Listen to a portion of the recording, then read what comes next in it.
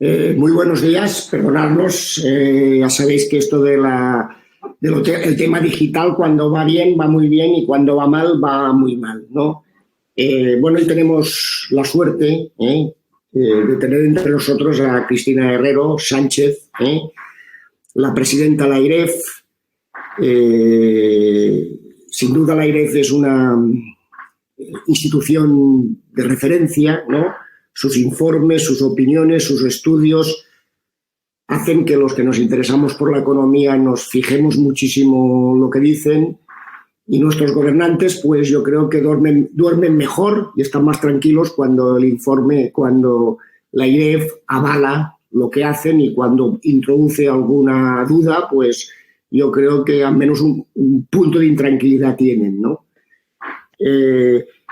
Cristina, la presidenta, es una joven economista, por tanto una colega que tiene interventora, auditora del Estado, ha pasado por el IGAE, fue nombrada en el año 14 como directora de la División de Análisis Presupuestario de la Autoridad de la AIREF, y por lo tanto es una persona que ha vivido desde el primer día, ha vivido este pequeño milagro, ¿no?, de tener un organismo independiente, pues que lo que hace es ver que la sostenibilidad de las finanzas públicas, como dice su estatuto, para que favorecer el crecimiento económico y el bienestar de la economía española, de la sociedad española. Quisiera agradecer, con el tema digital no podemos ver las caras de las personas que están detrás de la pantalla, pero sabemos que Elena Aparicio, la directora general de Política Económica, que ha estado otra vez entre nosotros, Inés María Bardón Rafael, secretaria de Estado de Hacienda, María José Garde, directora general de Tributos, el presidente del ICAC, Santiago Durán, nuestra gran Cruz de la Economía, Joseba Eugenia Fernández Arufe, y muchos amigos y altos responsables de la AIREF. Seguiremos el formato, porque si ha funcionado, cuando las cosas funcionan bien no hay que cambiarlas, ¿no? Le pediremos a la presidenta que haga una intervención, y después, pues, Juan Carlos de Margarida, nuestro decano y secretario general del Consejo, y Pascual Fernández, nuestro vicepresidente del Consejo y decano de Madrid, y yo mismo haremos unas preguntas. Pues, Cristina, no sé si hemos sido capaces de hacer una presentación correcta, pero como tenemos que ganar tiempo al tiempo, pues les doy muchas gracias. Muchas gracias, Valentín. Por supuesto que ha sido correcta y tan amable como tu invitación, ¿no? En primer lugar, buenos días a todos, y quiero empezar agradeciendo precisamente al Consejo General de Economistas y en particular a su presidente, Valentín Pich, su amable invitación para participar en este foro. En su invitación, Valentín me comentaba si podía aportar mi visión sobre cómo se ha de preparar el país para lo que viene. Y yo diría que esta preparación pasa por asimilar la magnitud del reto al que nos enfrentamos y diseñar una hoja de ruta que permita transitar de un corto plazo marcado por una política fiscal expansiva necesaria a un largo plazo sustentado en los pilares del crecimiento económico y la sostenibilidad fiscal. Tengo la impresión de que corremos el riesgo de caer en un planteamiento disruptivo que pase de la inmediatez del corto plazo a una batería de grandes cambios estructurales de largo plazo, probablemente también necesarios, pero sin detenernos y sin prestar la atención necesaria a la transición que en los próximos 2-3 años tendremos que hacer de manera fundamentada, equilibrada y firme de una situación a otra, lo que exigirá priorizar políticas públicas y también sus objetivos. Precisamente el 16 de junio comparecí ante la Comisión para la Reconstrucción Social y Económica del Congreso, y mi principal mensaje en dicha comparecencia fue que, a pesar de la incertidumbre, había que trabajar ya en una estrategia de salida de la crisis que debía contar además con el mayor consenso social y político posible, implicar a todas las administraciones públicas e incluir de manera ineludible consideraciones de sostenibilidad. No es posible una estrategia de recuperación sin garantizar la sostenibilidad de las finanzas públicas, que a mi juicio además es un requisito imprescindible para preservar el estado de bienestar y reducir la exposición a los vaivenes que en ocasiones registran los mercados de deuda soberana. Quisiera insistir, por ello, en que tenemos un reto sin precedentes en un doble ámbito, en el ámbito económico y también en el ámbito fiscal. Por un lado, la crisis en la que estamos sumergidos plantea un desafío económico extraordinario, El estado de hibernación en que tuvimos que sumir la economía ha dejado a muchas familias y empresas en una situación vulnerable, y ello a pesar de las medidas de garantía de liquidez y sostenimiento del empleo y de las rentas que se han implementado. En el informe del impacto económico de la COVID-19 que este Consejo realizó en el mes de junio junto con el Consejo General de la Ingeniería Técnica e Industrial de España, se señalaban cosas muy interesantes. Permítanme que destaque alguna de ellas. En este informe, como digo, se indicaba que el 35,7% de las empresas encuestadas en este trabajo habían disminuido el número de trabajadores con ocasión de la crisis sanitaria y que el 88,3% habían visto reducidas sus ventas, con una reducción promedio de ingresos del 43,4%. Las expectativas de generación de empleo en 2029 no eran favorables, ya que el 35,6% de las empresas consideraban que se verían obligadas a reducir plantilla el próximo año, porcentaje que casi se duplicaba en las empresas que se habían acogido a un ERTE. Pues bien, pese a la extrema incertidumbre, puedo decirles que las perspectivas económicas de la AIREF van en la misma dirección, ya que apuntan a una fuerte contracción de la actividad económica en 2020, seguida de una recuperación incompleta en 2021 y un fuerte impacto de la crisis sobre el empleo.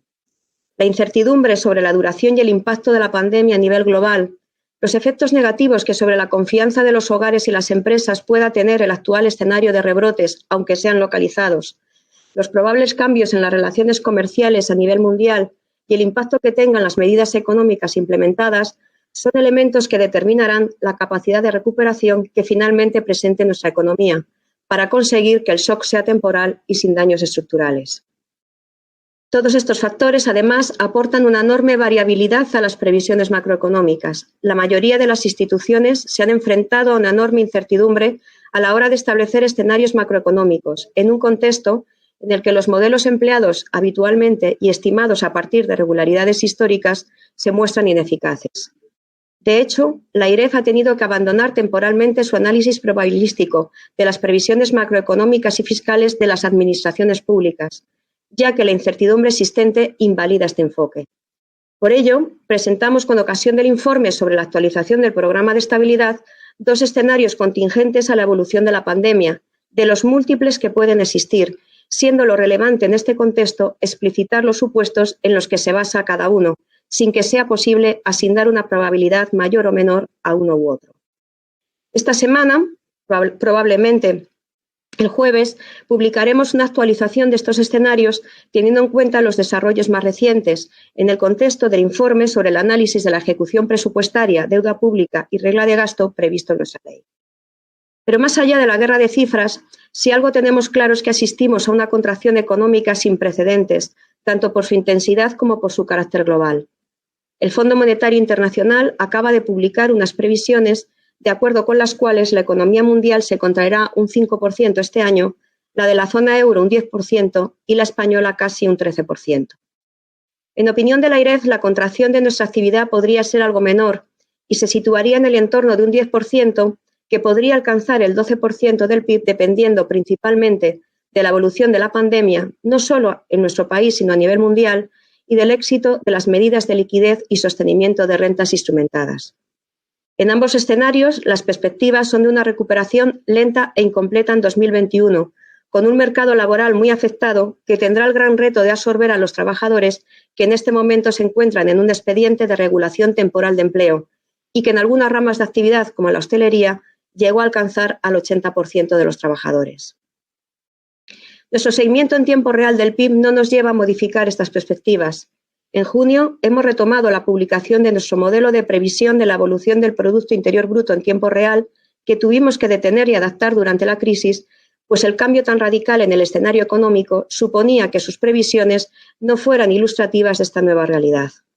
La principal adaptación del modelo se realizó precisamente en el ámbito del mercado laboral para recoger el efecto de los ERTE sobre la ocupación que afecta a las propias estadísticas. Ante estas pérdidas de empleo y caída de ingresos, la prioridad de corto plazo no puede ser otra más que minimizarlas. A corto plazo, los ERTE son un mecanismo que durante la pasada crisis financiera ya se reveló eficaz en algunos países como Alemania. El reto de corto plazo es mantenerlos el tiempo necesario para acompasar su duración a la reanimación de la actividad, cuyo ritmo va a ser desigual por sectores. la menor incertidumbre sobre las rentas futuras asociadas a este instrumento, así como el resto de las medidas de sostenimiento de las rentas implementadas, entre ellas la renta mínima, amortiguarán el impacto sobre el gasto en consumo de las familias.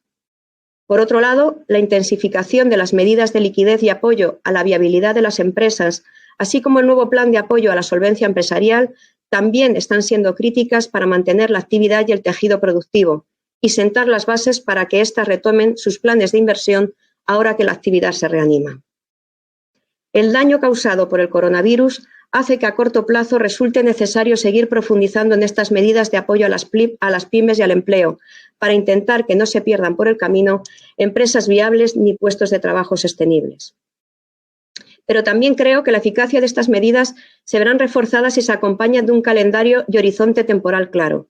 Las empresas y trabajadores necesitan certidumbre, un marco claro en el que basar sus decisiones. Ahora bien, esta estrategia de recuperación no puede plantearse sin conocer la dimensión fiscal. Si bien en el momento actual no es oportuno hablar de ajustes fiscales, hay que tener en cuenta que si el reto económico es el diseño e implementación de una estrategia de reactivación y reconstrucción, el reto fiscal es responder a la crisis, pero preservando la sostenibilidad de las finanzas públicas. Porque incluso bajo el supuesto de que la crisis actual no tenga efectos permanentes, que es una hipótesis que ahora subyace a la mayoría de los análisis, será necesario abordar muchos de los retos que ya existían antes de la crisis, como el envejecimiento de la población, la digitalización, el mantenimiento de las infraestructuras o el cambio climático, a los que ahora se añade el reto de un sistema sanitario capaz de afrontar crisis como la actual. Me van a permitir que, llegado a este punto, hagamos un poco de autocrítica, ya que la situación de partida de las cuentas públicas en esta crisis no era holgada. Ha costado tiempo salir del procedimiento de déficit excesivo y el déficit público en 2019 no se situó muy lejos del 3% del PIB fijado como límite. La deuda se ha reducido poco en los años de crecimiento, de manera que se ha entrado en esta crisis con un nivel muy superior al de la crisis previa. Tenemos que tener presente que, aunque esta crisis sea temporal, este desequilibrio volverá a emerger, agravado por ella, y será preciso afrontarlo. Nuestros escenarios fiscales a 2 años apuntan a un intenso deterioro del saldo fiscal en 2020, con una recuperación limitada en 2021. El déficit se situaría en 2020 por encima del 11%, sin descartar que se pueda elevarse hasta el 14% si se diera el escenario adverso en el que se contempla un rebrote del virus en otoño o una recuperación más lenta. Obviamente, esta ampliación de la brecha fiscal se reflejará en la ratio de deuda, que se situaría a finales de año en el entorno de un 120%. Además, es importante tener en cuenta que se están creando mecanismos e instrumentos ad hoc de los que aún nos falta información. Cabe recordar que gran parte del sostenimiento de las rentas de las empresas se está realizando a través de instrumentos financieros que, si bien no tienen un impacto directo e inmediato en el déficit público, suponen un pasivo contingente que hay que seguir. Con el objetivo de valorar la dimensión de la situación, hemos hecho simulaciones de sostenibilidad a largo plazo. Estos análisis apuntan a que, para mantener estable en 2030 el nivel de deuda de 2021, sería necesario realizar un ejercicio de consolidación fiscal similar al realizado en la década pasada y alcanzar el equilibrio presupuestario en 2030. Con este tipo de ejercicios no pretendemos ser alarmistas, pero es necesario mirar más allá de los impactos de corto plazo. La situación excepcional a la que nos enfrentamos exige medidas excepcionales y los momentos de incertidumbre que vivimos requieren flexibilidad de respuesta. Pero la incertidumbre no puede ser excusa para no realizar este ejercicio de estrategia y previsión de medio plazo que incluya una planificación presupuestaria coordinada con la estrategia de recuperación. No se puede salir con éxito y de forma duradera de esta crisis sin una visión de medio plazo que garantice la sostenibilidad fiscal, económica y social. A mi juicio, esta estrategia es necesaria porque los agentes precisan de un marco de certidumbre en el que anclar sus decisiones. Es necesaria porque las administraciones públicas tienen que poder planificar sus políticas y es necesaria por razones de sostenibilidad de la política fiscal. No hay que olvidar que las decisiones de hoy tienen implicaciones futuras. De esta estrategia debemos tener en cuenta varias dimensiones. Primero, impulsar la actividad a corto plazo, pero también sentar las bases para un potente crecimiento económico futuro, inclusivo y sostenible, reforzando el entorno institucional y modernizando nuestros sectores productivos y nuestro capital humano. Segundo, asegurar la sostenibilidad de las cuentas públicas, estableciendo una senda de reducción del déficit estructural realista y creíble, siempre a un ritmo que no perjudique la recuperación económica. Tercero, descansar en una cooperación institucional entre administraciones públicas para asegurar una adecuada coordinación y corresponsabilidad y contar con el mayor respaldo posible de los agentes y del arco parlamentario en la definición al menos de las grandes líneas y estrategias. Y cuarto, tener líneas de actuación claras y precisas e incluir un calendario tentativo con la identificación de hitos que faciliten su cumplimiento, en el que nos jugamos fondos europeos y también reputación internacional.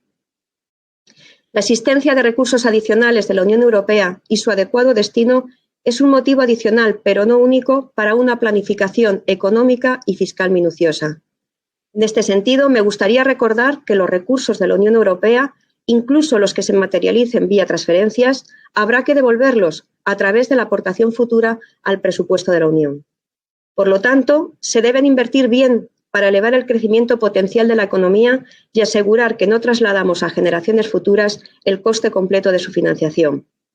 Y además, los proyectos a los que se destinen estos fondos deberán ser proyectos en determinados ámbitos tasados y pueden ser una buena oportunidad para modernizar nuestra economía. En definitiva, es el momento de iniciar los trabajos para definir un plan de reequilibrio y modernización que asegure un crecimiento sostenido e inclusivo, así como la sostenibilidad de las cuentas públicas.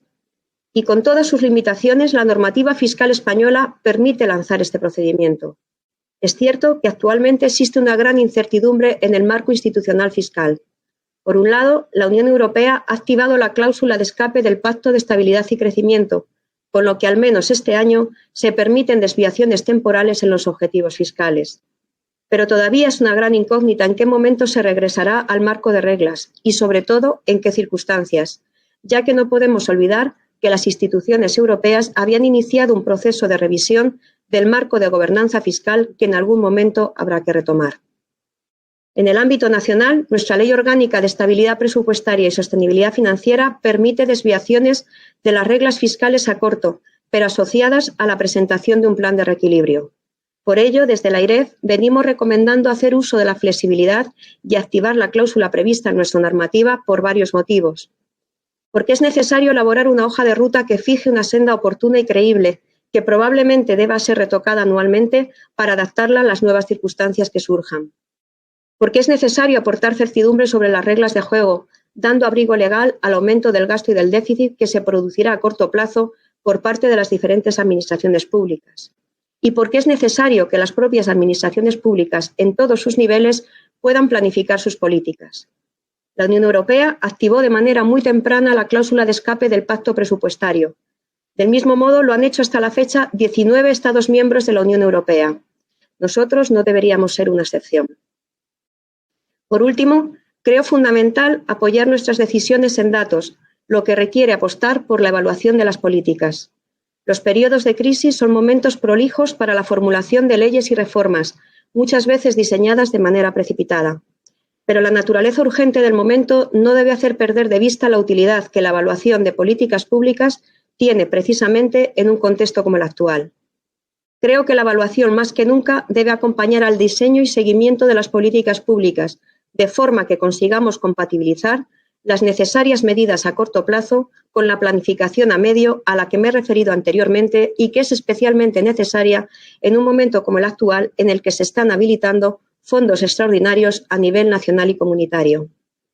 Esta crisis ha evidenciado deficiencias en el diseño e implementación de las políticas y también una necesidad de coordinación entre los distintos niveles de la Administración que comparten en muchos casos problemas comunes.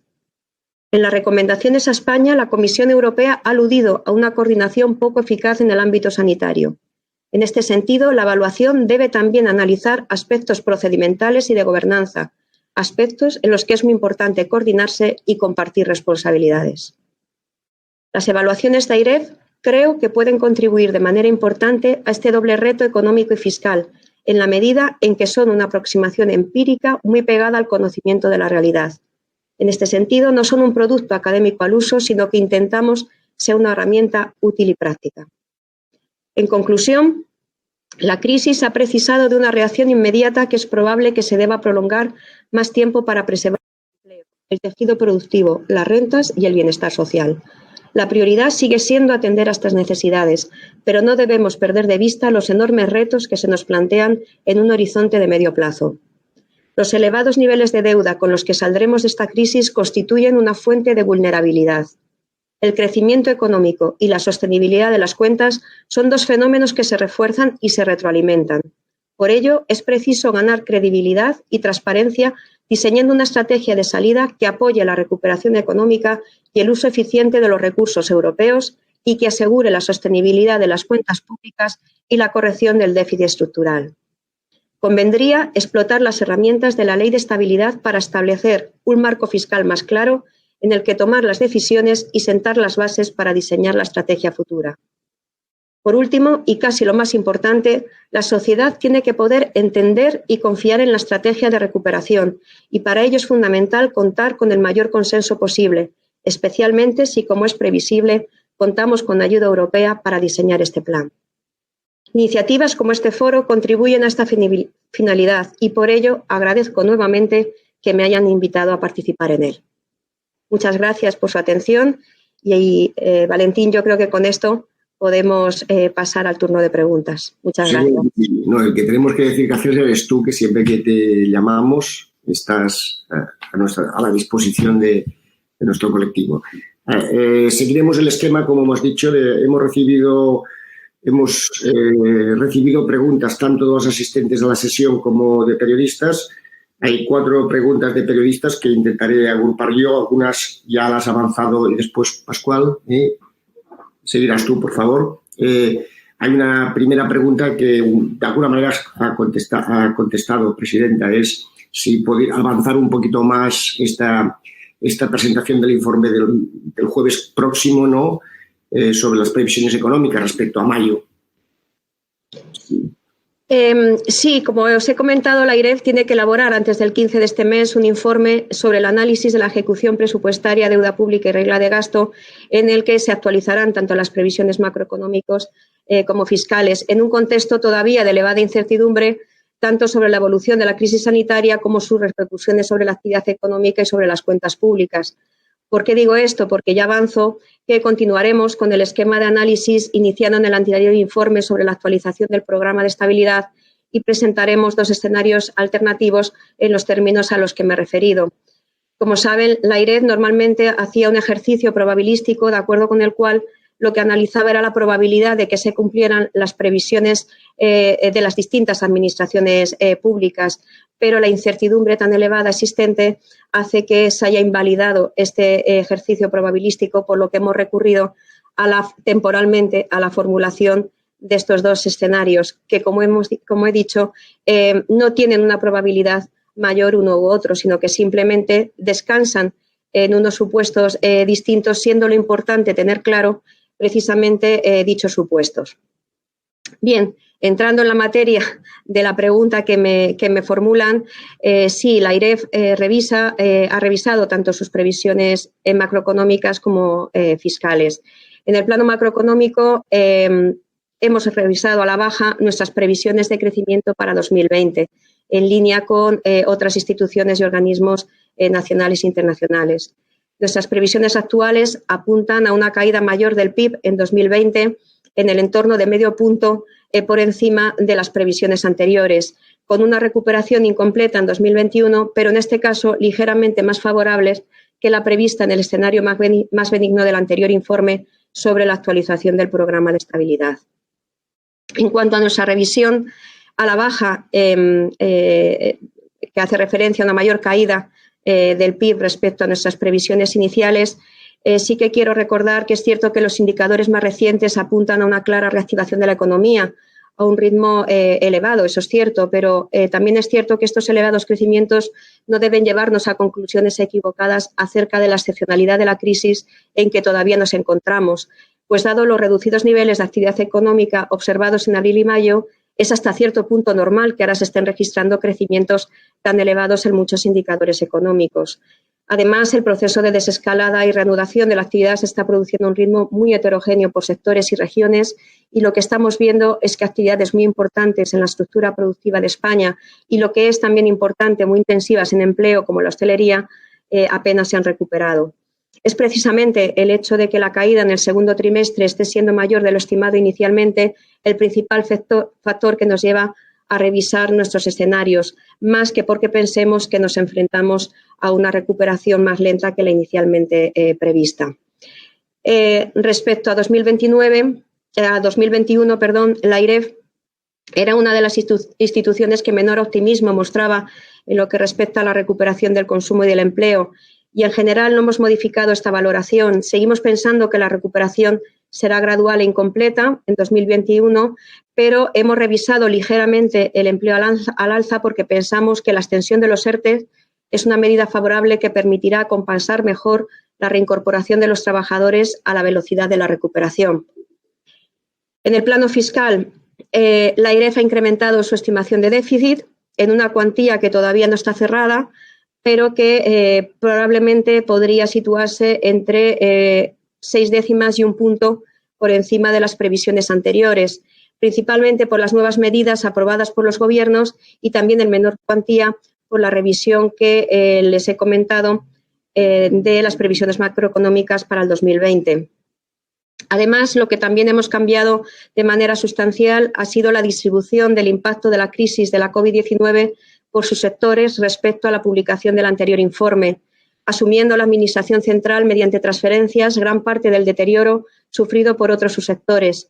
Por un lado, el Gobierno ha aprobado transferencias adicionales a los fondos de seguridad social por importe de 15.500 millones y, por otro lado, también ha aprobado desde nuestro pronunciamiento el fondo no reembolsable para comunidades autónomas por importe de 16.000 millones de euros.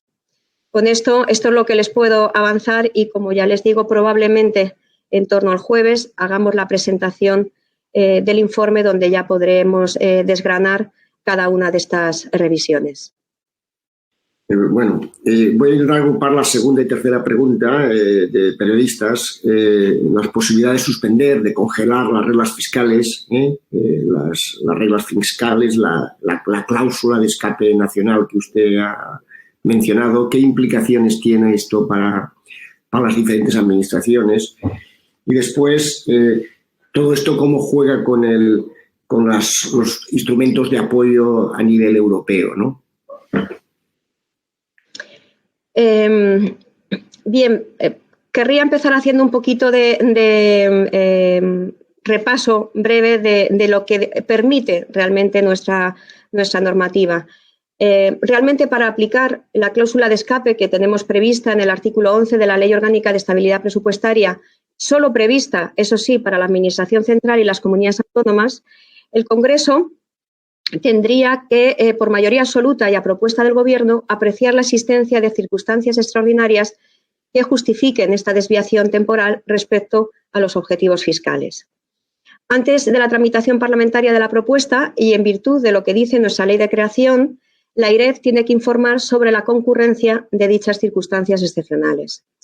Nosotros ya hemos dicho en diversas ocasiones que AIREF estima que dichas circunstancias concurren porque se cumplen todos los supuestos legales habilitantes para ello. Las circunstancias que hemos vivido se pueden calificar tanto de recesión económica grave como de emergencia extraordinaria, es decir, entraría la formulación de esta flexibilización del escenario del marco fiscal y la formulación del plan de reequilibrio entraría por cualquiera de las vías contempladas en la ley. Por tanto, a nuestro juicio, la activación de la cláusula de escape está plenamente justificada y, desde luego, la incertidumbre no puede ser un freno para no hacerlo. Tras dar este primer paso y tras la votación afirmativa, en su caso del Congreso, sobre la concurrencia de dichas circunstancias extraordinarias, sería necesario aprobar el plan de reequilibrio al que me estoy refiriendo. Dicho plan debe establecer una senda fiscal que permita la corrección del déficit estructural. Y este plan también debe ser informado por nuestra institución de acuerdo con nuestra ley. Antes de responder directamente a lo que me ha preguntado, me gustaría contextualizar el plan reflexionando sobre algunos aspectos. En primer lugar, tenemos que tener en cuenta que ahora mismo no hay referencias fiscales para ninguna administración. El programa de estabilidad de este año solo contiene perspectivas fiscales a un año y los objetivos para este año han quedado desfasados, por lo que las administraciones no saben el marco fiscal al que se enfrentan para hacer sus presupuestos. Además, aunque legalmente la activación, como me he dicho, solo aplica al Estado y comunidades autónomas, Nos parece razonable definir el marco fiscal para todas las administraciones, también para las entidades locales. Por ello, a mi juicio, la activación permitiría mantener las actuaciones presupuestarias de las diferentes administraciones públicas dentro del marco legal. Ahora mismo hay cierta indefinición. Tener reglas de juego claras para las diferentes administraciones y certidumbre para la planificación presupuestaria plurianual y mejorar la confianza y certidumbre de los agentes económicos, lo que podría tener un impacto positivo sobre nuestra prima de riesgo y, por tanto, sobre nuestros costes de endeudamiento. Además, yo creo que la planificación fiscal prevista sería un aliciente para implementar reformas de calado que modernicen la estructura productiva de nuestro país y aumenten el crecimiento potencial de la economía, al tiempo que creo que se generarían importantes incentivos para que las administraciones públicas mejorasen la eficiencia de su gasto. Por otra parte, sí que me gustaría hacer referencia a que este plan de reequilibrio sería un plan independiente del resto de planes presupuestarios y que, desde luego, no sustituiría ninguno de los mismos, ni en particular al programa de estabilidad, que a mi juicio se aleja sensiblemente de los elementos necesarios para ser un marco de referencia en los términos a los que me he referido.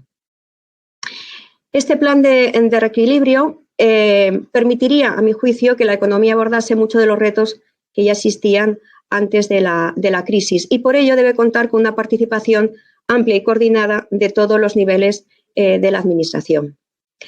¿Qué podría incluir? Pues por el lado del gasto, los distintos spending reviews realizados por AIREF revelan que hay margen para reducir ineficiencias. En un país tan descentralizado como el nuestro, se ha detectado la necesidad de coordinar mejor las políticas de las distintas administraciones públicas y reducir solapamientos e ineficiencias, potenciando instrumentos de coordinación como son las conferencias sectoriales o estrategias nacionales que en distintos ámbitos, como el de la contratación, están pendientes de desarrollo. Además, existe margen de mejora en políticas tan importantes como el gasto en farmacia o las políticas activas de empleo analizadas por AIREF, cuyas propuestas de reforma resulta adecuado analizar y, en mi opinión, aplicar en este momento. Por el lado de los ingresos, otra de las líneas por las que se puede avanzar es aprovechar los resultados del análisis sobre los beneficios fiscales que hemos llevado a cabo y que revelan también que alguna de estas exenciones o bonificaciones, que tienen un indudable coste de oportunidad en términos recaudatorios, o bien no cumplen el objetivo para el que fueron creados, o bien generan otras distorsiones que podrían apuntar a su revisión o reformulación. En este ámbito y en el contexto actual, conocer lo que están haciendo otros países de nuestro entorno puede ser muy relevante, no solo en materia de beneficios fiscales, sino también en áreas de fiscalidad específicas, como por ejemplo la medioambiental, donde España mantiene diferencias notables respecto a otros países de nuestro entorno, en un momento en el que tenemos que afrontar los retos planteados en relación al cambio climático. Por otra parte, no cabe duda de que este plan de reequilibrio debe venir acompañado de reformas estructurales para potenciar el crecimiento de largo plazo. La experiencia nos muestra que las consolidaciones más exitosas se han producido en periodos de crecimiento económico sostenido y, por ello, la credibilidad de la sostenibilidad fiscal a medio plazo se encuentra estrechamente ligada a la capacidad de mantener el crecimiento económico. Como he dicho, muchas de estas reformas ya se identificaban con anterioridad a la crisis, como por ejemplo la necesidad de mejorar la productividad, el funcionamiento dual del mercado de trabajo o las políticas activas de empleo. Pero a ellos se añaden ahora otras con ocasión de la crisis sanitaria y aquí el Plan Europeo puede contribuir mucho, dado el importante volumen de fondos, siempre que los utilicemos de una manera eficiente. Ese es el reto que tenemos por delante, la utilización eficiente de los fondos europeos. El plan de reequilibrio nos permitiría impulsar gastos que tienen una contribución elevada al crecimiento y sobre los que ha descansado en buena medida las consolidaciones pasadas, como por ejemplo el gasto en infraestructuras, en I+D+I o la educación. Debemos aprovechar esta oportunidad para realizar las inversiones necesarias que nos permitan llevar a cabo la transformación digital que la economía española necesita, sostener los gastos en educación, que constituyen otra palanca esencial del crecimiento, y abordar la lucha contra el cambio climático. Ello requiere una importante coordinación a todos los niveles de las administraciones para aprovechar bien los fondos entre todos. De ahí la importancia de la coordinación entre administraciones públicas, tanto en la definición del plan de reequilibrio como en la utilización de los fondos europeos. Bueno, la cuarta pregunta, antes de que Pascual siga haciendo las preguntas que hay detrás. ¿A partir de cuándo cree que debería empezar el ajuste fiscal para perjudicar lo menos posible a la actividad? Difícil pregunta, pero yo creo que más que de una fecha exacta, dadas las condiciones de extrema incertidumbre y nuestra pertenencia al euro, creo que hay que pensar más que en la fecha, en las condiciones que deben darse para retirar los estímulos fiscales e iniciar la implementación de una estrategia fiscal que sitúe nuestras finanzas en posición menos vulnerable. Ahora mismo no parece que 2021 vaya a ser un año en que se den esas condiciones.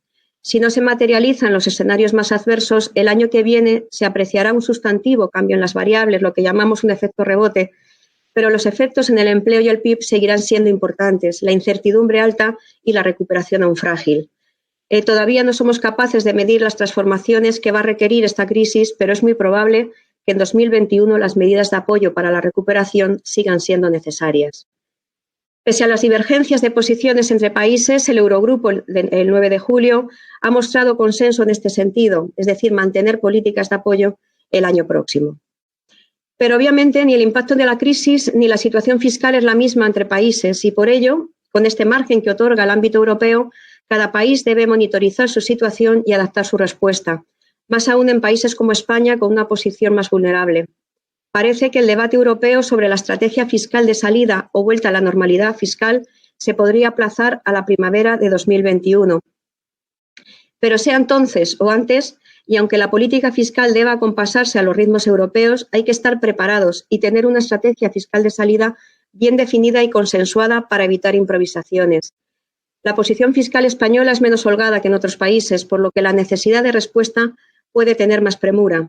Por eso insisto que es necesario comenzar a clarificar el marco fiscal nacional y trabajar en una estrategia de actuación con todas las administraciones.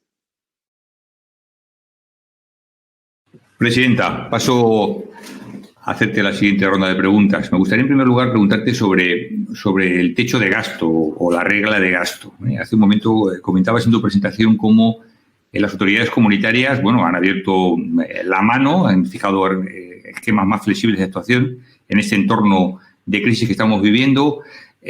¿Se debería hacer algo parecido en nuestro país en este momento? ¿No tendría sentido posibilitar que, en particular, los ayuntamientos están muy reivindicativos sobre esta cuestión, han tenido superávit presupuestario en ejercicios anteriores y quieren contribuir a reactivar la economía de sus municipios? ¿Qué opinas sobre esta cuestión? Realmente, como he dicho anteriormente, la aplicación de la cláusula de escape prevista a nivel nacional solamente contempla la posibilidad de incurrir en déficit para el Estado y las comunidades autónomas. Es decir, las entidades locales no tienen reconocida legalmente esta posibilidad y están sujetas en todo momento a la regla del equilibrio presupuestario, a mi juicio, erróneamente. Como he comentado, en la actual normativa de estabilidad presupuestaria contempla esta flexibilidad como paso previo a la formulación de una estrategia de salida y por ello se le permite al Estado y a las comunidades autónomas incurrir en déficits estructurales. Esto supone, a mi juicio, que se está dando por supuesto que las entidades locales no juegan ningún papel en la estrategia de salida, lo cual, a mi juicio, nuevamente me vuelve a parecer equivocado. La pregunta, entonces, que nos podemos hacer es qué ocurre con la regla de gasto en el caso de las entidades locales en la medida en que la ley no contempla flexibilidad alguna para su objetivo de equilibrio y tampoco dice nada de la suspensión excepcional de la regla de gasto. Hasta la fecha, la estabilidad de los ingresos tributarios y la aplicación de la regla de gasto ha llevado a las entidades locales a una situación de superávit y a una tendencia creciente a la flexibilización de esta regla a través principalmente del concepto de inversiones financieramente sostenibles que ustedes conocen y que se ha ido ampliando progresivamente. En mi opinión, se nos olvida que la regla de gasto es una regla de medio plazo, cuya racionalidad es crear margen cuando las condiciones lo permiten y, por supuesto, hacer uso del mismo en condiciones adversas. En este sentido, sería el momento de explotar los márgenes precrisis y permitir incurrir en gasto por encima del potencial, eso sí, sin perder de vista la sostenibilidad. Lo contrario es asumir, como decía, que las entidades locales no tienen ningún papel en la estrategia de salida, lo cual a mi juicio está muy lejos de la realidad. Por ello, yo creo que la única limitación al crecimiento del gasto local en este año es el equilibrio presupuestario que la Ley de Estabilidad y la propia Constitución establecen. Ahora bien, es justamente esta exigencia de equilibrio presupuestario lo que dificulta utilizar los remanentes generados por superávit de años anteriores, puesto que estos remanentes son ingresos o recursos de carácter financiero, ya computaron como ingreso de naturaleza económica en el año correspondiente y desde este punto de vista solo podrían utilizarse para la realización de gastos de esta naturaleza. Por lo tanto, entiendo que es perfectamente posible flexibilizar la regla de gasto, es más, que no haya regla de gasto en el ámbito local este año y que el único límite sea el cumplimiento del equilibrio presupuestario que consagra nuestra Ley de Estabilidad y la propia Constitución, pero es cierto que precisamente este equilibrio presupuestario marca un límite claro a la utilización de los superávit generados en años anteriores. De manera que esta perspectiva de la regla de gasto como regla de medio plazo se ve severamente limitada. Presidenta, se ha referido usted en su presentación a la labor de evaluación a través de las spending reviews que la Autoridad Independiente de Responsabilidad Fiscal está realizando desde hace ya algunos años. Este es un tema muy interesante que sin duda se echaba en falta en la Administración Pública Española, la evaluación de las políticas, la búsqueda de la eficiencia de las políticas públicas. ¿Cree que la AIREF se puede convertir en el gran evaluador de las políticas públicas en nuestro país, teniendo en cuenta además que es una función que solo está haciendo de verdad con plena dedicación el AIREF? Bueno, efectivamente, la AIREF viene realizando evaluaciones de las políticas públicas y de los instrumentos a través de los cuales se articulan de la mano del Spending Review comprometido por el Gobierno de España en la planificación presupuestaria del semestre europeo. Y a este Spending Review se han ido añadiendo encargos de varias comunidades autónomas en el ámbito de los principales gastos que son de su competencia.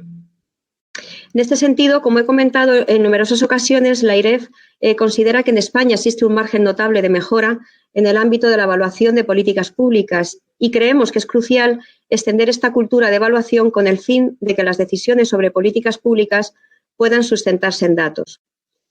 Nuestro compromiso con la evaluación es claro.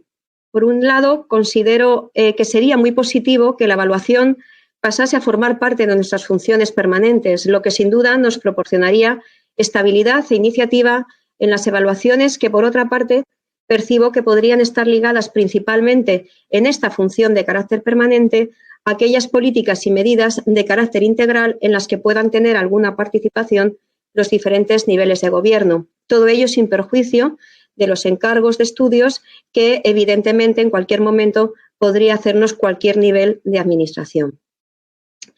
Pero no se trata únicamente de que la AIREF pueda ser un gran evaluador, sino que lo importante es que la evaluación en sí misma se interiorice en las administraciones públicas.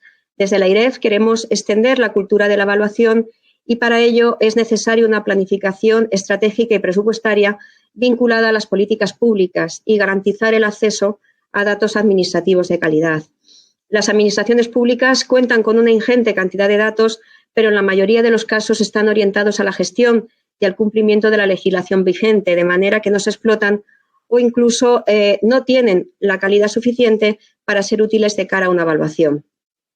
En un momento como el actual, en el que nos jugamos la sostenibilidad de nuestras juntas públicas y la credibilidad de nuestras instituciones, debemos apostar por gestionar de manera más eficiente los recursos de los que disponemos y, en este sentido, creo que la evaluación debe jugar un papel clave. Ha comentado también en su intervención el informe de evaluación del gasto y de beneficios fiscales y bonificaciones tributarias que la AIREF lleva realizando desde hace ya unos cuantos años. ¿Cuándo está previsto presentar públicamente ese informe? Nos ha comentado algunas de las conclusiones, pero nos puede avanzar un poquito más, porque es un tema, desde luego, muy interesante. Bueno, realmente el análisis de los beneficios fiscales los estamos haciendo dentro de la segunda fase del Spending Review que nos encargó el Gobierno. Quiero recordar que el Spending Review, que se comprometió hace ya unos años en el seno de esa planificación presupuestaria de medio plazo formulada por el Gobierno de España en la actualización del programa de estabilidad del 2017, se acordó que este Spending Review se realizaría en 3 fases. Ya, como saben, hemos presentado el año pasado los resultados de la primera fase del Spending Review y en este momento estamos ultimando los resultados de la segunda fase del Spending Review. En esta ocasión estamos analizando cuatro trabajos. Por un lado, estamos analizando 13 beneficios fiscales. Estamos analizando también las infraestructuras de transporte, los incentivos a la contratación y el gasto en farmacia hospitalaria y bienes de equipo. En las próximas semanas, es decir, en las 2 últimas semanas de julio, presentaremos el estudio de beneficios fiscales y el de infraestructuras de transporte. Y después del verano, probablemente en la segunda quincena de septiembre, presentaremos los estudios sobre incentivos a la contratación y el gasto en farmacia hospitalaria y bienes de equipo, dado que en especial este último se ha visto retrasado con ocasión de la crisis sanitaria, en momento en que, desde luego, los hospitales tenían otras prioridades antes que contestar todavía a determinadas cuestiones que necesitábamos conocer para cerrar el estudio. Bien, en todas estas evaluaciones hemos llegado a conclusiones más o menos cerradas, dependiendo de los casos, y hemos detectado líneas de mejora que proponemos explorar o incluso directamente aplicar en algunos supuestos. Eso sí, siempre con el límite de los objetivos y el ámbito definido en el encargo recibido. Además, muchas de las evaluaciones se centran en instrumentos concretos a través de los cuales se implementa una determinada política pública, por lo que las propuestas de revisión deben enmarcarse en un posible replanteamiento de alcance más amplio. Como les he comentado anteriormente, en el caso de los beneficios fiscales, el encargo recibido por AIREF es analizar si los beneficios fiscales cumplen con los objetivos para los cuales fueron creados, lo cual, desde luego, es muy relevante, puesto que, como también he señalado, la existencia de beneficios fiscales tienen un claro coste de oportunidad en términos recaudatorios. Por lo tanto, lo que hemos visto ha sido que hay determinados beneficios fiscales que sí que cumplen el objetivo para el que fueron creados. En ese aspecto, AIREF no cuestiona si el objetivo debería ser este u otro. Y hay una buena batería también de beneficios fiscales que consideramos que no cumplen el objetivo o que generan alguna distorsión, por lo cual sería conveniente llevar a cabo una revisión o reformulación. Como les digo, a veces dentro de una política más amplia, dentro de la cual el beneficio fiscal no es más que un instrumento. En ese sentido, también, como señalaba anteriormente, una de las ventajas que tiene los Spending Review que realiza la AIREF es que ofrece una comparativa internacional con las mejores prácticas, o en este caso simplemente se trata de ver qué está pasando en otros países de nuestro entorno. En este sentido, ha resultado muy revelador ver el aspecto diferencial que en algunos beneficios fiscales tiene nuestro país respecto al comportamiento de otros países europeos. Todo ello podrá dar pistas o poner sobre la mesa posibles líneas de actuación que, en cualquier caso, le corresponde al Gobierno adoptar. Por tanto, lo que sí que le puedo decir es que los estudios, tanto el de beneficios fiscales como el resto de estudios, recogerán propuestas con la finalidad de mejorar las políticas públicas afectadas y sus conclusiones, como no puede ser de otra manera, se enviarán al Gobierno y serán públicas de acuerdo con el calendario que les he comentado. Es decir, en torno, yo creo que a la penúltima semana del mes se presentará beneficios fiscales y agotando ya el mes de julio presentaremos el de infraestructuras de transporte. Voy a hacer una última pregunta, Presidenta, antes de darle la palabra a nuestro compañero Juan Carlos de Margarida, relacionada también con esta cuestión. El Gobierno ha manifestado que espera estas evaluaciones para poder incorporar ahorros en el presupuesto. ¿Cree que estos estudios van a servir para este fin? ¿Puede ser una vía clara para este fin? Bueno, efectivamente, la evaluación, como he dicho, debe interiorizarse e integrarse en la propia dinámica administrativa y, por lo tanto, tiene que formar parte del ciclo presupuestario, pues solo así conseguiremos que los resultados arrojados por los análisis se plasmen en las decisiones sobre las políticas públicas que finalmente tendrán su dimensión presupuestaria en el documento del presupuesto. Estos resultados deben hacer que nos replanteemos si es necesario modificar o no una medida o incluso, si es conveniente, eliminarla o sustituirla por otra en el caso de que no esté funcionando adecuadamente. En este aspecto, la medida puede producir ahorros, pero, como he dicho muchas veces, no se trata de gastar más o menos, sino de gastar de manera más eficiente. Corresponde al Gobierno, evidentemente, decidir qué propuestas implementar. La AIREF lo que hace es presentar los resultados que arrojan los datos y su análisis y también los resultados del diálogo con los principales actores implicados, ya sea en la planificación, gestión o control de la política correspondiente y, como les decía, una comparativa nacional e internacional que permite conocer las mejores prácticas en la materia. Finalmente, nosotros formulamos propuestas y, en su caso, alternativas de mejora, lo que evidentemente puede generar un espacio fiscal a corto plazo o sentar las bases para una ampliación del espacio fiscal futuro. Muy bien. Muchas gracias, Cristina. Tengo las últimas 4 preguntas y vamos a hablar de transparencia, renta mínima, reforma de pensiones y déficit. Temas bastante importantes, evidentemente. La primera pregunta habla de transparencia. Dice, al igual que el gobernador del Banco de España, usted ha manifestado la importancia de contar con una cultura de la evaluación constante de las medidas adoptadas, para lo que ve necesario garantizar el acceso a datos administrativos de calidad. La pregunta sería, ¿existe una buena transparencia y acceso a estos datos actualmente en España? Pues la verdad es que la experiencia de la AIREF con el Spending Review nos ha mostrado un panorama que no es muy positivo, ¿no?, en materia de transparencia y acceso a datos administrativos. En particular, hemos detectado un escaso uso de registros administrativos para la investigación y las propias administraciones públicas, una gran dispersión de datos y dificultades normativas, competenciales y operativas para su uso, una falta de experiencia y reticencias de las administraciones públicas en la utilización de sus datos registrales que se plasman en un uso defensivo de la legislación en materia de protección de datos y en una cultura patrimonialista respecto de los datos en su poder, y no existen protocolos para la cesión ni para el cruce de datos registrales de distintas administraciones.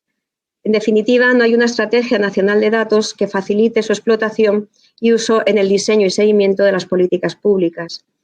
Precisamente por la importancia de este tema y por las deficiencias o insuficiencias que hemos detectado, antes de que se iniciara la pandemia y la crisis sanitaria, estábamos elaborando una opinión precisamente sobre este tema de utilización de los datos y registros administrativos.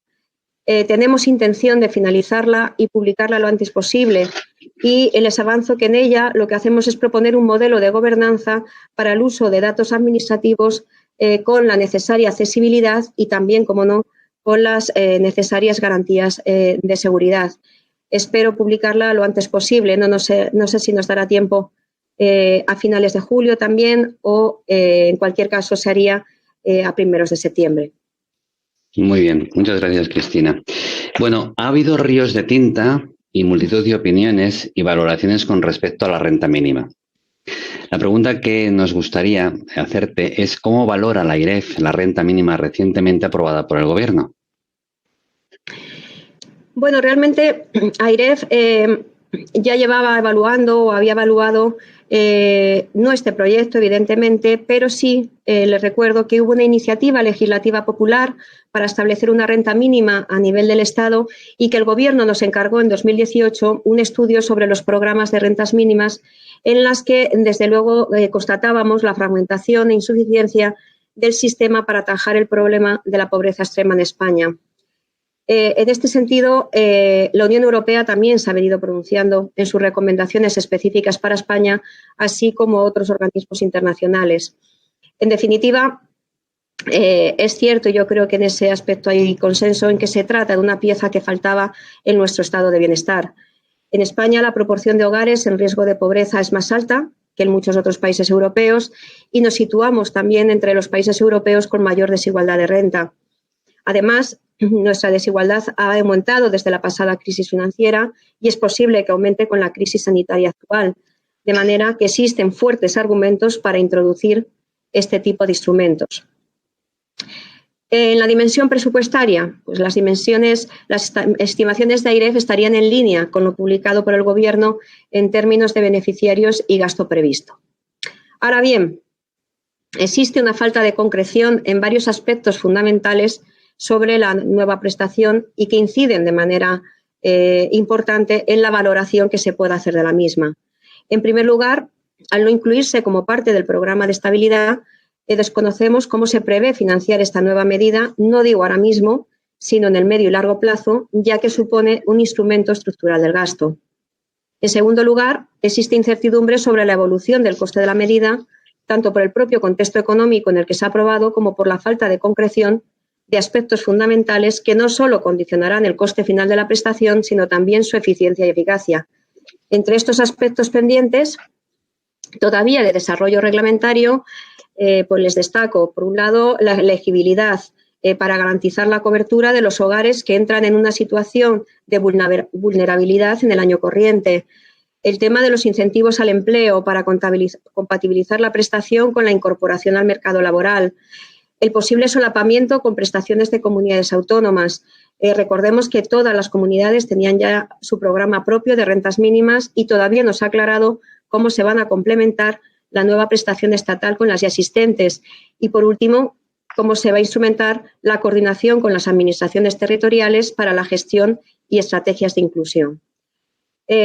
Todos estos aspectos, como digo, son definitivos para la valoración del impacto en varias dimensiones de este ingreso mínimo vital y, en este sentido, quiero destacar el papel que en la evaluación de esta política el Real Decreto Ley otorga a la AIREF, ya que nos asigna la obligación de elaborar una opinión anual sobre el ingreso mínimo vital, en la que nos pronunciaremos en profundidad sobre estos aspectos que he señalado y otros muchos que el establecimiento de una medida como esta sin duda requiere.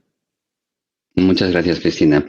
Mira, los ciudadanos actualmente tienen muchos problemas, pero uno de sus grandes objetivos es mantener la calidad de vida que están teniendo en la actualidad, dentro de un orden y el estado del bienestar. Dos preocupaciones es la estabilidad en el puesto de trabajo, que es muy importante, y otra es en las pensiones, la jubilación que van a tener cuando finalicen esa época de trabajo, ¿de acuerdo? Y son dos preocupaciones, evidentemente, sumamente importantes para ellos. La pregunta sería, en ese contexto, ¿cuál sería la propuesta de la AIREF para la reforma de las pensiones? ¿Subir la edad de jubilación o bien bajar la tasa de sustitución o bien ninguna de ellas? Esto está claro. ¿Cuál sería, a vuestra opinión y a tu consideración? Bueno, pues como sabéis, en el marco de nuestra labor de garante de la sostenibilidad de las finanzas públicas, la AIREF realiza un seguimiento de la situación del sistema de pensiones. Así, a principios de 2019, la AIREF publicó una opinión sobre la sostenibilidad del sistema de seguridad social en la que constataba la existencia de un déficit estructural en la administración de la seguridad social de entre el 1,3 y el 1,5% del PIB, que sin duda se verá incrementada en la crisis actual. Además, a largo plazo, la AIREF identificó un reto para la sostenibilidad de la seguridad social derivado precisamente del aumento del gasto en pensiones asociado al envejecimiento poblacional, en línea con lo que está ocurriendo en otros países de nuestro entorno. A este respecto, la AIREF, además de proponer el cierre del déficit estructural a corto plazo con una serie de medidas, la AIREF consideró que la solución para el reto de largo plazo y sigue considerando la solución para el reto de largo plazo debe ser factible, creíble y consistente, por lo que se debe considerar implicaciones sobre la sostenibilidad y sobre la suficiencia del sistema. En este sentido, la profundización en las reformas paramétricas del sistema supone una vía creíble para mejorar su sostenibilidad, minimizando su impacto en la suficiencia. Una comparativa internacional refleja que España aún tiene recorrido para reforzar la sostenibilidad del sistema de pensiones, modificando algunos de sus parámetros fundamentales. Además, este tipo de reformas pueden ser instrumentadas de forma gradual, lo que permite suavizar su impacto y ser predecibles para los futuros pensionistas. Por ello, la AIREF proponía la profundización en la reforma paramétrica del sistema de jubilación iniciada en 2011 mediante una combinación de medidas, efectivamente. Por un lado, modificando los requisitos de acceso a la pensión, tanto anticipada como ordinaria, para fomentar el aumento de la edad efectiva de jubilación y, por otro lado, aumentando la carrera de cómputo de la pensión más allá de los 25 años. He de decir que en este momento AIREF está revisando las proyecciones demográficas que sustentaban nuestras proyecciones o nuestras previsiones de la evolución del gasto en pensiones. Probablemente nuestra intención es que en septiembre hagamos públicas nuestras nuevas proyecciones de población y a partir de ahí probablemente haremos una reformulación o una revisión de la opinión sobre la sostenibilidad del sistema de pensiones, sobre el sistema de seguridad social, en definitiva, a la que hacía referencia al principio. Muchas gracias, Cristina. Última pregunta, que más que complicada es compleja la respuesta. ¿Cuánto será el déficit de la seguridad social en este año 2020 y cómo ponerlo remedio? Esa es la pregunta. La primera, a pesar de la incertidumbre, es un poco más fácil. La segunda es un poquito más complicada. Bueno, según nuestras previsiones, los fondos de seguridad social aumentarán en 2020 su déficit hasta un rango que podría situarse entre el 3,9 y el 5,1% del PIB, según el escenario que se materialice de los dos escenarios a los que me he ido refiriendo a lo largo de esta intervención. Tenemos que tener en cuenta que cuando hablamos de fondos de seguridad social, no solamente estamos incluyendo al sistema de seguridad social, sino que también, de acuerdo con la contabilidad nacional, se incluye el Servicio Estatal de Empleo Público y el FOGASA. Por lo tanto, cuando hablo de este déficit que se mueve entre el 3,9 y el 5,1% del PIB, estoy hablando al conjunto de los fondos de seguridad social, incluyendo Sistema, SEPE y FOGASA. Bien, teniendo en cuenta esa composición, pues está claro que en esa estimación de déficit, en este incremento del déficit previsto para los fondos de seguridad social en 2020, pues tenemos que tener en cuenta que han influido que los fondos de seguridad social han articulado el grueso de las medidas de sustitución de rentas en respuesta a la crisis de la COVID-19, como entre otras las prestaciones de los ERTES, el cese de actividad de autónomos, las exoneraciones de las cotizaciones sociales asociados a los dos anteriores y el propio ingreso mínimo vital al que nos referíamos anteriormente. Asimismo, también se ha visto afectada la seguridad social de manera directa por las consecuencias de la pandemia a través del incremento del gasto en incapacidad laboral temporal.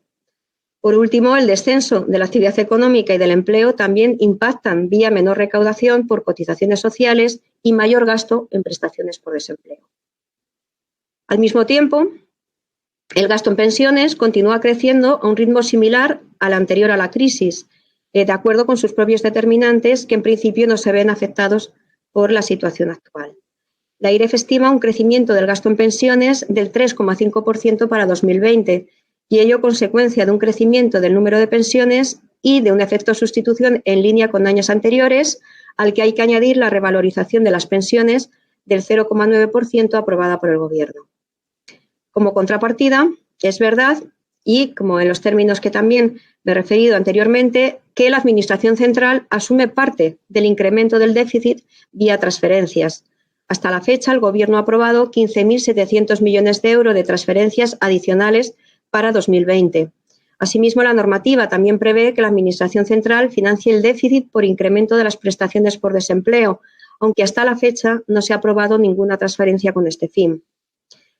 En consecuencia, ¿qué va a pasar? ¿Cómo puede arreglarse? Pues bueno, una parte importante del déficit revertirá de forma automática cuando cesen las medidas temporales puestas en marcha y otra parte se reducirá progresivamente conforme se vaya recuperando la actividad económica y el empleo.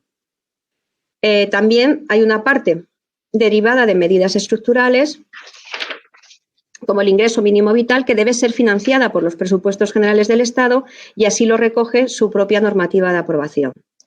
No obstante, efectivamente hay que tener en cuenta que la seguridad social ya tenía un déficit de carácter estructural antes de la crisis, que la AIREF estimaba entre el 1,3 y el 1,5% del PIB, y que, dependiendo de si la crisis tiene un efecto o no permanente, podría ampliarse. A este déficit estructural hay que añadir el reto de medio plazo que supone el envejecimiento de la sociedad. Por este motivo, desde la AIREF insistimos en la necesidad de una estrategia de salida con una visión de medio plazo que permita afrontar el reto económico y fiscal. No se trata de precipitar un proceso de consolidación fiscal que podría ser incluso contraproducente, sino de afrontar los problemas que en este caso, en el caso de la Seguridad Social, ya estaban claramente identificados con carácter previo a la crisis, con una estrategia que sea realista y creíble. Muchas gracias, Cristina. Valentín, cuando quieras. Bueno, Presidenta, de verdad que es reconfortante, ¿no?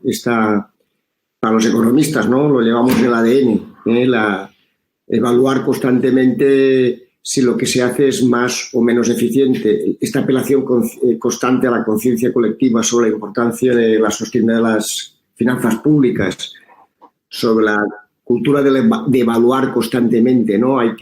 Solo si evaluamos podemos saber si lo que hemos hecho hemos cumplido los objetivos o no y mejoramos, ¿no?